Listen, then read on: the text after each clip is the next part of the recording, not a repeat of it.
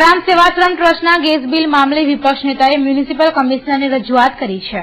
કાયરીબાગ જલારામ સેવાશ્રમ trust સેવાકીય પ્રવૃત્તિઓ કરે છે, ત્યારે જલારામ સેવાશ્રમ ટ્રસ્ટનું આ વેળાએ ગેસ બિલ 1,70,000 આવ્યું છે.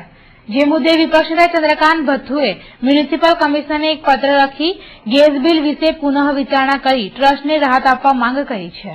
શમશાનની અંદર લાકડા બી મફત નાખી આપે છે.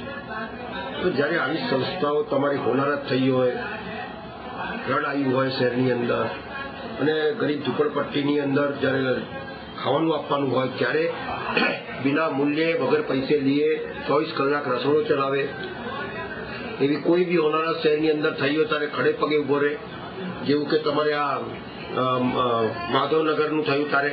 એટલે જ્યારે જ્યારે શહેર ઉપર મુસીબત પડી છે ત્યારે આ ખડે પગે ઉભો રહી છે. તો આવા એકાદ ટ્રસ્ટ, બીજા ટ્રસ્ટો તો પોતાની જાતે નફો નુકસાન કરવા માટે કરતા હોય છે, પણ આ એક ટ્રસ્ટ એવો અનોખો ટ્રસ્ટ છે જેને લોકોની પાસેથી પૈસા લેવાનું બંધ કર્યું છે. બીજું કે આ મફત સેવા આપે છે. એટલે આવા ટ્રસ્ટોને બાકાત રાખીને જે ભાવે આપણે ખરીદતા હોય એ ભાવે આપો, અથવા એના કરતા બી સબસિડી આપો, જેથી વડોદરા શહેરની અંદર જ્યારે જ્યારે મુસીબત પડે ત્યારે પ્રોત્સાહન મળે અને ખડા પગે ઉભા રહે. એટલે મારું એવું માનવું છે કે આ ટ્રસ્ટને બાકાત રાખીને જેટલું બને કોર્પોરેશન તરફથી એટલી મદદ કરવી જોઈએ.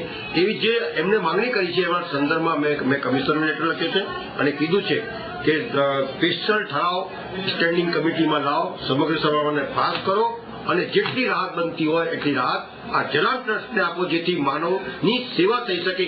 એવા માનવની સેવા થઈ શકે જે દુઃખી છે, જે લાચાર છે, જેમને કોઈ સહારો નથી. એવાની જયારે આ ટ્રસ્ટ સેવા કરતું હોય તો શહેરનું એક રીતે એ માનવ સેવા કરે છે અને શહેરને મદદરૂપ થાય છે.